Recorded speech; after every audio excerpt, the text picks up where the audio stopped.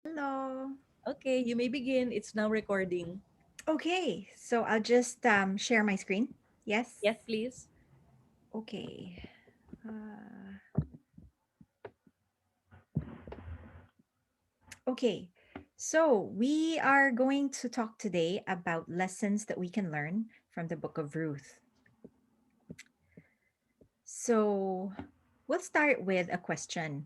What do you do when your needs are not met? And since this is a Praying Wife Forum study, I think we should zero in on our marriages. What do you do when your needs are not met in your marriage?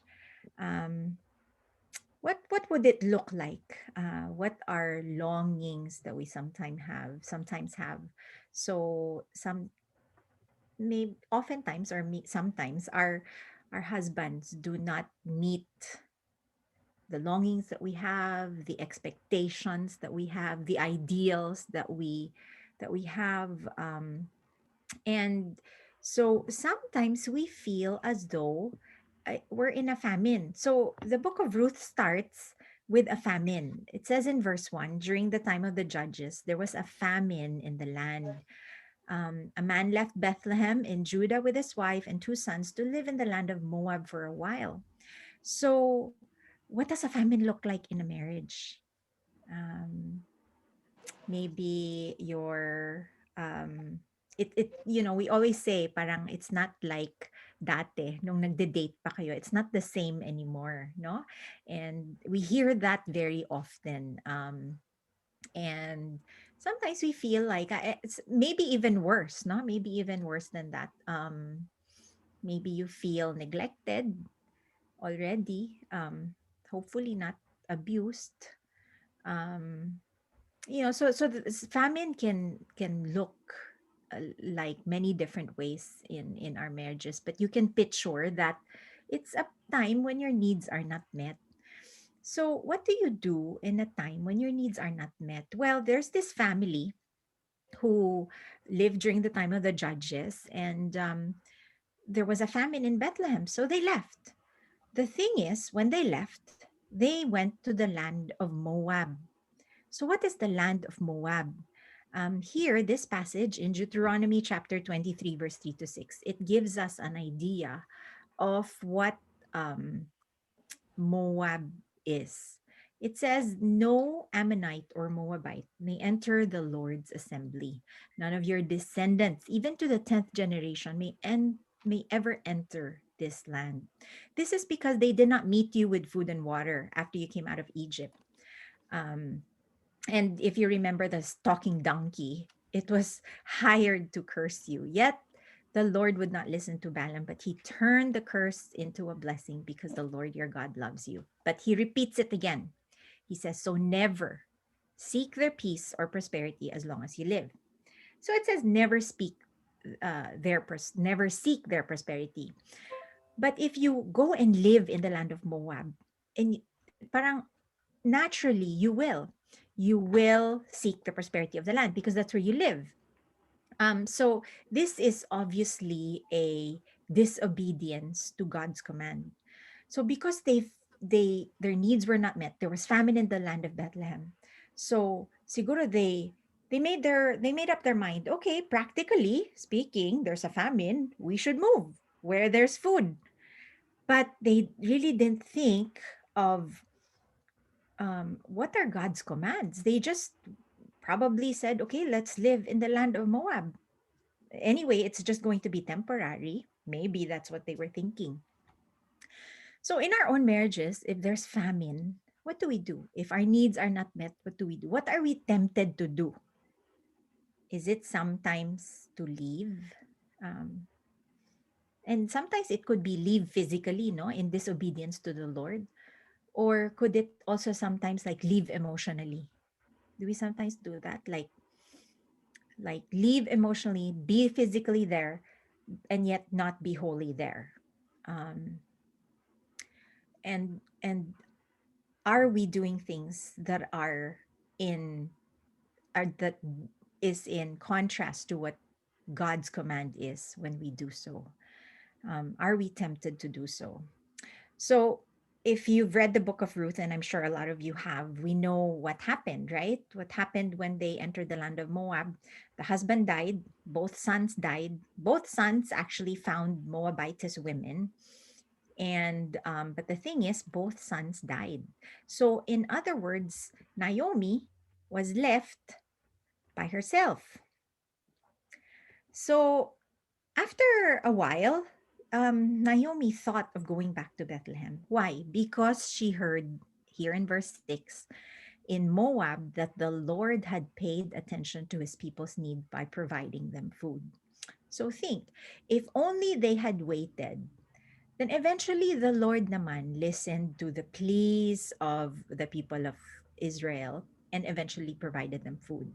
By being in Moab, by doing what was disobedience to the Lord, Naomi was left in a place where she was a foreigner in a foreign land, not with her own people, and hearing that finally God blessed his land.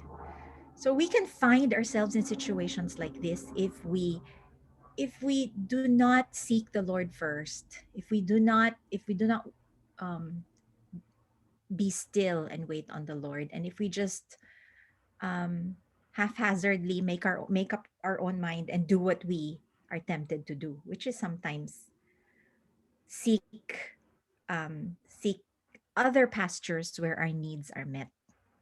So hopefully we don't do that, because this is what happened to Naomi when she was in Moab. So the question again also is, what do you do when you're tempted? Because for us ladies, we need outlets, diba? Like, if let's say, for example, our needs are not met in a marriage, we go to our girlfriends, we go to our own family, we tell them how we feel. But what if the advice of your friends or well-meaning friends or your family members is, ay nako, bakit ka magpapakamartir? Eh, you know, gawin mo na lang yung kailangan mo gawin. We only live one life, yung YOLO, you only live once. And then you have the right to be happy. So, yung encouraging you to seek something else, and not stay in that place where there's obviously famine. What do you do when you're tempted?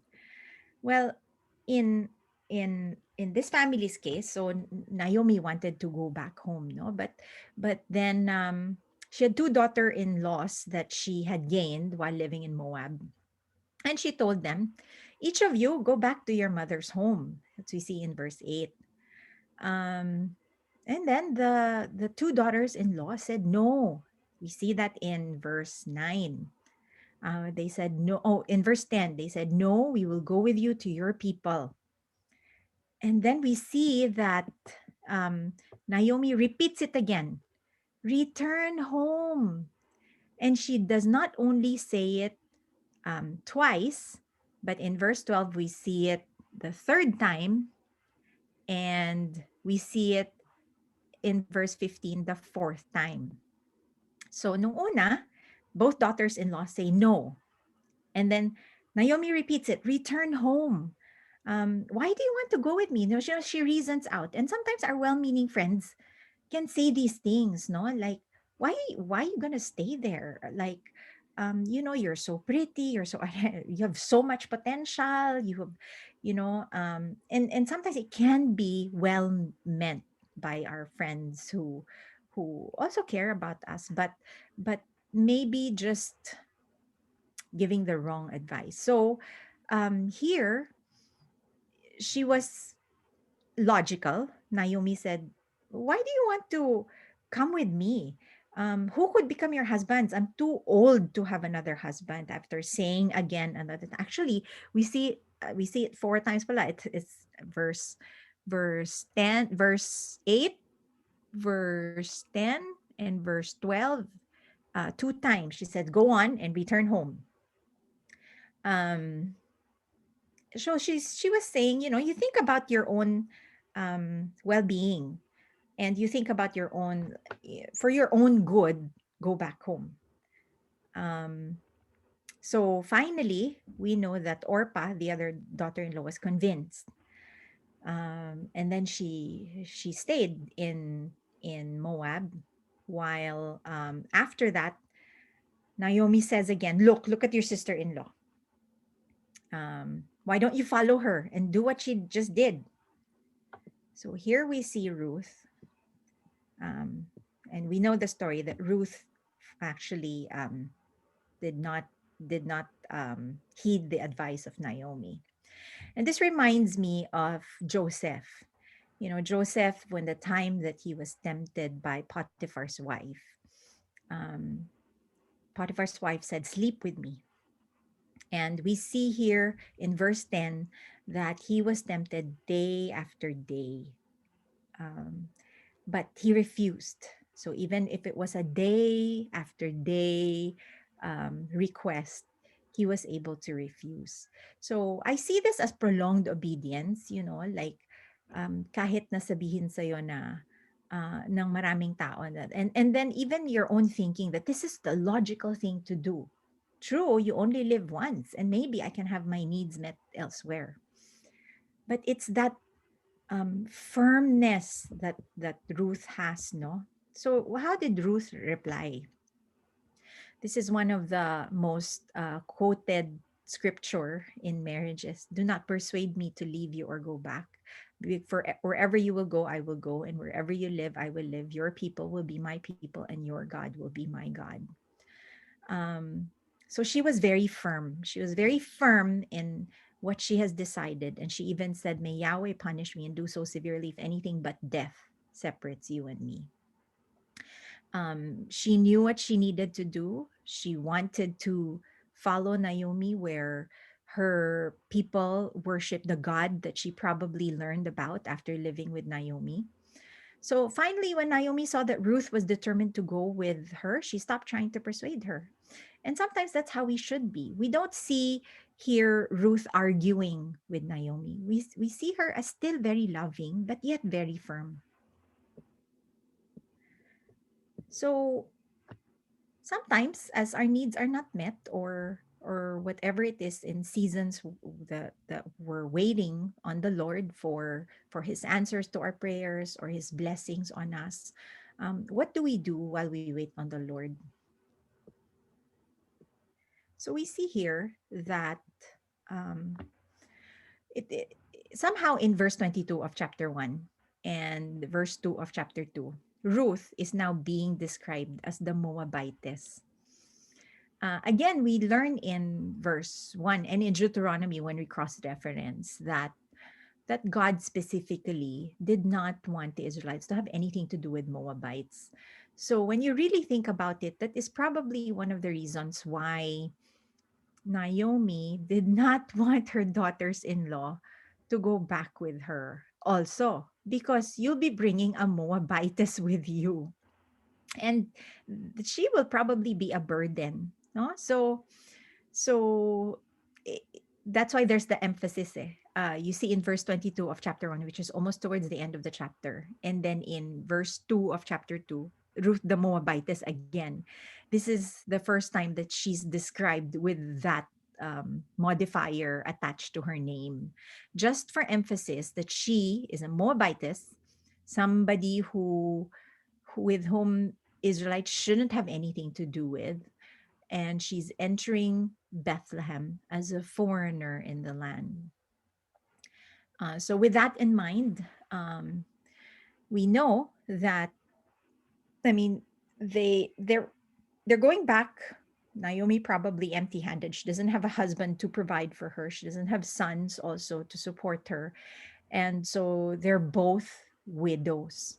And in the Bible, we see a lot of times where God instructs the Israelites to take care of their widows because during that time, not like today, there are opportunities for women to support themselves. But during that time in Israel or in the culture of that era, not so much for women with the opportunities to be able to support themselves.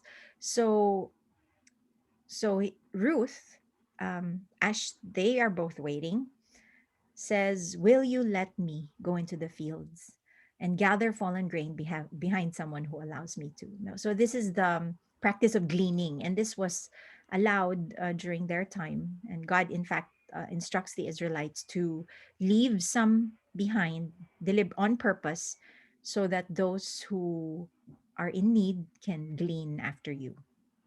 So Ruth said, will you let me go? I find that this is something about Ruth's character. She doesn't just go. She even asks Naomi, will you let me? Will you let me go? Maybe also because she's a Moabitess, she knows that this is not just something that she can boldly do because she's a foreigner. But we see that she is bold because she is not afraid to ask, because she will have to ask if someone will allow her to. So she's bold. She knows what she needs to do. Otherwise, both of them will probably go hungry. Um, at this point in time, we know that Naomi is not very happy. In fact, in the end of chapter 1, she calls herself Mara, for bitter. So I don't know what kind of disposition Naomi is in, but I can just imagine that if she wants to call herself bitter, she probably is not wanting to do anything. Maybe to the point na if I die, I die, like not caring. Um, but for Ruth, she continues to care for Naomi, and we see here that spirituality is actually not equals to impracticality sometimes. So she did something. She did not just sit back and wait. She thought, okay, maybe I could ask if someone will allow me to gather fallen grain. So, and this is how the servants in the field that she gathered in described her. She remained from early morning until night, except that she rested a little. So we can see a very hardworking woman here. We also see in verse 17 that again it was repeated. She gathered grain in the fields until evening. So she worked from morning to nighttime, and she only rests a little bit. That's how hardworking she is. And then she everything that she gathered, 26 quarts of barley. And I think from my study, it was revealed that 26 quarts is equal to about 50 pounds. She picked up the grain and went into town. So she's probably a strong woman too. So she's used to hard work that she could carry that much weight. And then she didn't think of herself. She brought out what she had left over and to her mother-in-law and gave it to her. But all this time, think in your mind, what is the disposition of Naomi the whole while? So far, Naomi has been silent, maybe a nod saying, yes, okay, go. And so far, we haven't seen any conversation that is written in this account. I would think maybe just a nod of her head saying, okay, go ahead. But Ruth so far has been hardworking and taking care of her mother in law. Um, so we learn later on that Boaz owns the field, and even he has heard about everything that Ruth has done for her mother-in-law. Um, so I wonder what it is, no? Because for her reputation to be such, that Boaz even knew about her before he even met um, Ruth, and know that Naomi has a daughter-in-law, and she has left everything to be with. So very good reports of her reputation. She was also very humble. We see in this verse, in verse 13, she knows her place. Um, she knows how to be thankful, to be grateful for whatever small blessings that she gets, even if she had to glean. No, I think sometimes, if you're all about your own rights, sometimes you feel, your pride coming. Why do I have to do this? I don't deserve any of this. But we see Ruth knowing her place, even if she's a foreigner, maybe not wanted, considered an outcast. Um, she doesn't really assert herself. She's so far been grateful. That's all she's been, grateful, hardworking. Um, and she says, "You have been so kind to me, your slave." So she sees herself in that position, that I am not even like one of your female servants. Also, in verse 5 of chapter 3, we see Naomi finally saying something, and her telling Ruth to do something because apparently Boaz is the kinsman redeemer of their family. So Naomi gives her a set of instructions, and Ruth just says, I will do everything you say. So we also see a very obedient daughter in law here. Um, and so far, again, don't know the disposition of Naomi, but we see that Ruth so far has been doing what she needs to do.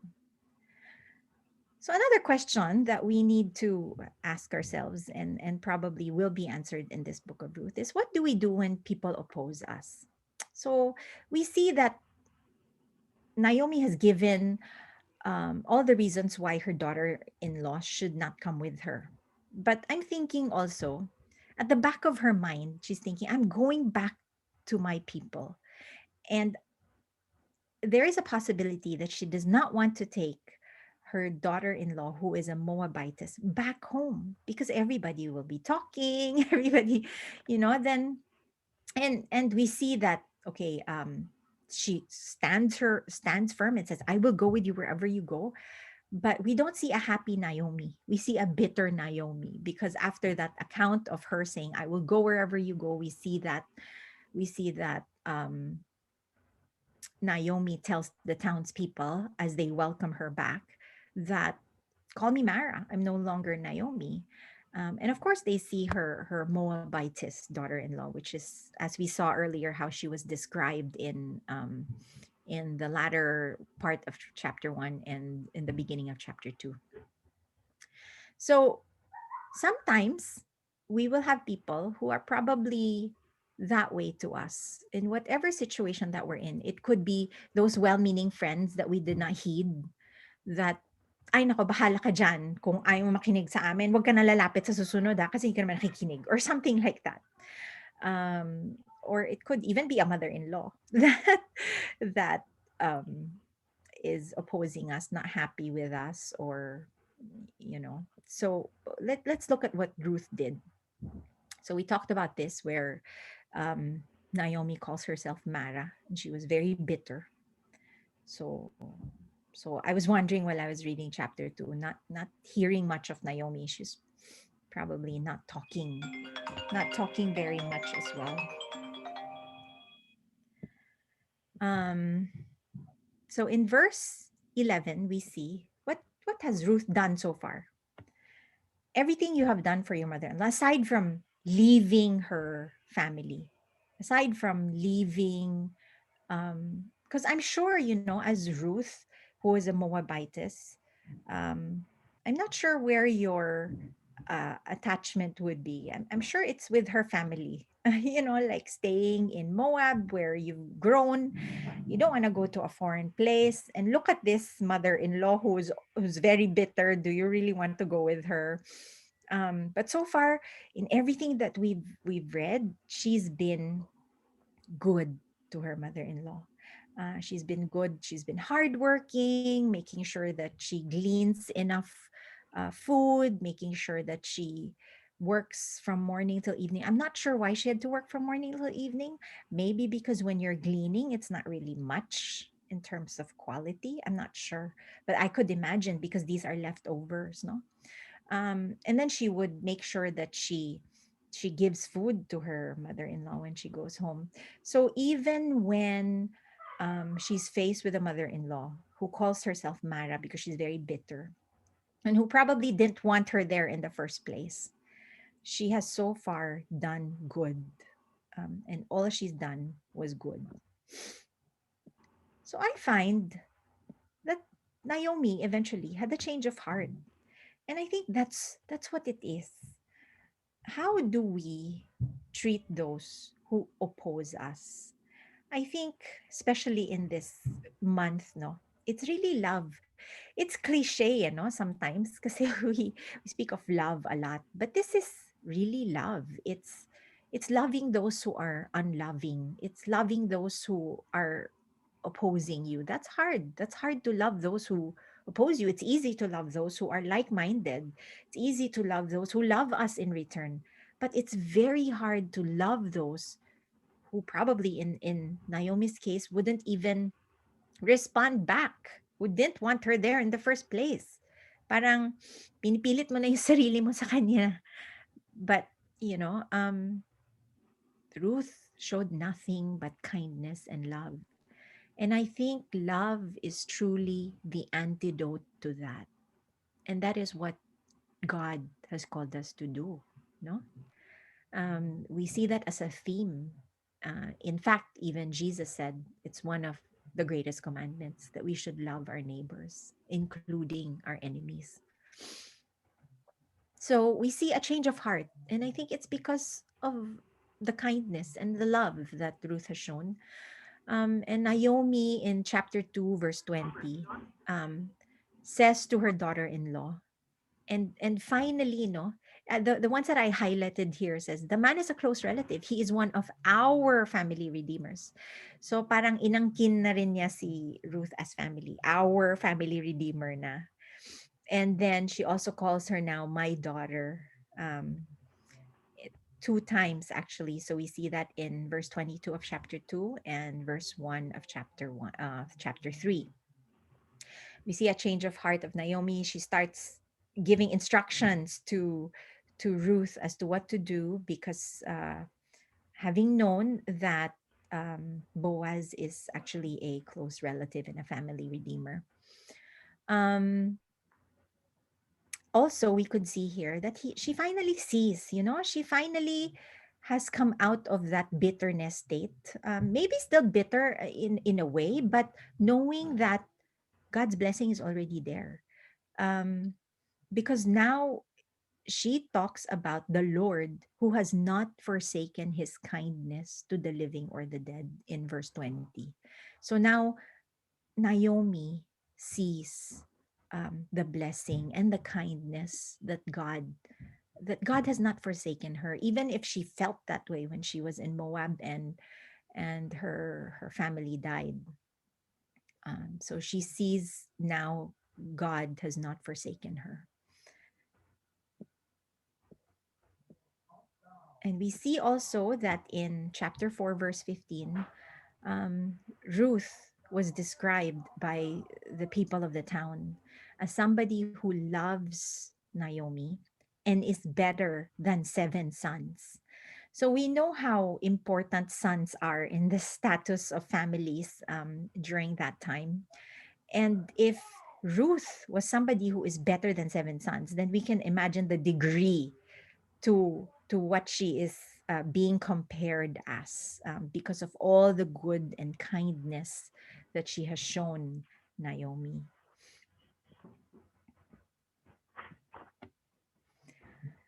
So finally, even God blesses Ruth because, as we later on know, that Boaz took his role as the kinsman redeemer and married Ruth.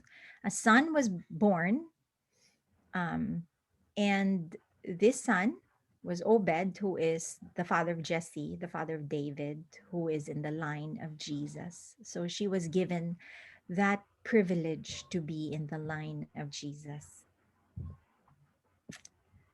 So I hope that this has given us insight from the book of Ruth into what we need to do as we ponder the next time your needs are not met, or the next time you are tempted, even by well meaning family or friends, or the next time you wait on the Lord, and the next time you feel opposed.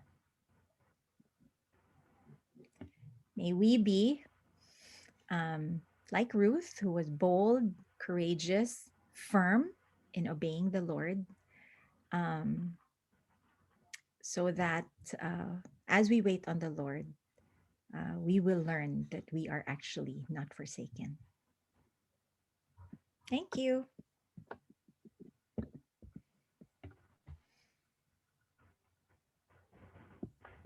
Thank you so much for that, Heidi. Do you have any questions for us, or does anyone have a question for Heidi? Jesslyn, I think, has one. Tama ba, sis Jess?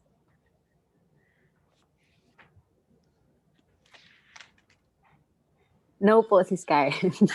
Okay. Heidi, do you have any reflection questions for us? I didn't prepare that. Ah, okay. Mm. So, Mm. so sisters, do you want to discuss anything, or do you want to just keep it preserved so that um, we will have different answers? I mean, you will have different answers when Thursday comes. Otherwise, when we discuss everything now, parang magkakahawaan ng mga sagot. Okay, yes, okay. All right, so we will end the recording here.